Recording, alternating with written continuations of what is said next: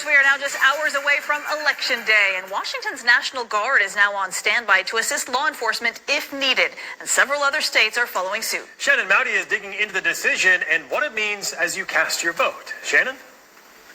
Governor Jay Inslee made the call Friday. Some members of the state's National Guard are on standby as of today. Inslee called it a proactive step, but one we have never seen in recent history. Washington state is far from alone in preparing for the potential of violence. Around the nation, approximately 60 National Guardsmen from 6 states have been activated by their state governors in state active duty status for election support. With warnings from Homeland Security, threats to election infrastructure are still high.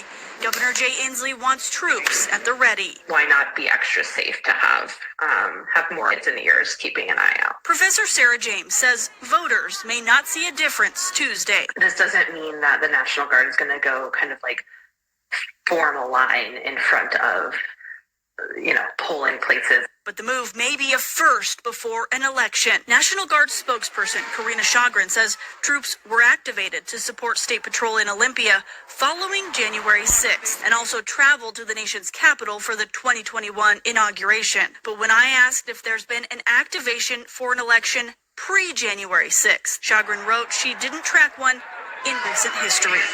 You'd be hard-pressed to say the attacks on the Capitol are not on everyone's minds right now. James says since governors are responsible for state safety, the move makes sense. I think it's just smart governing to, be preemptive and think about what are the range of possible scenarios. Scenarios the state's already seen play out, with arsons burning up ballot boxes in Vancouver and nearby Portland, Oregon. Knowing threats and rhetoric can turn to violent action, the nation and its capital's windows are braced for any outcome. I think this kind of sowing seeds of doubt about electoral processes when we have no evidence of that being true does feel really new and concerning. And again, that might be all the more reason to kind of have a more advertised, more obvious activation of the National Guard. Washington's National Guard told me there is no intelligence to suggest its men and women may be needed, but they want them readily accessible if they are needed. And law enforcement agencies have been preparing for months for the possibility of civil unrest. News 4's Mauricio Casillas looks into some of the security measures that are in place as concerns over political violence linger. A city bracing for what could be a tumultuous time. Fencing being reinforced outside the White House in Lafayette Square Sunday night. A similar scene outside the Vice President's residence, the Naval Observatory. Some downtown businesses also fortifying by boarding up their windows ahead of the election.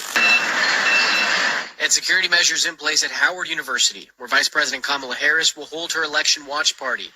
For some we spoke with, it's hard not to feel a sense of tension. Seeing temporary fencing go up around the White House and other nearby government buildings is feeling a little dystopian.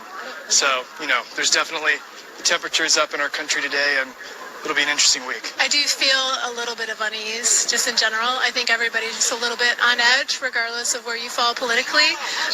And I think people are just in a wait and see kind of mode. The U.S. Secret Service telling News 4 that in the coming days, fencing and other safety measures will continue to be installed around the White House, the Naval Observatory, and the Palm Beach Convention Center, which is where the former president's watch party will take place. The agency says, quote, "These enhancements are not in response to any specific issue, but are part of wide-ranging public safety preparations for Tuesday's election," end quote. As of now, D.C. police say there are no known credible threats, but they're preparing for any challenges that could arise during election week. But I want to be very clear. We will not tolerate any violence of any kind. We will not tolerate any riots. We will not tolerate the destruction of property. We will not tolerate any unlawful behavior.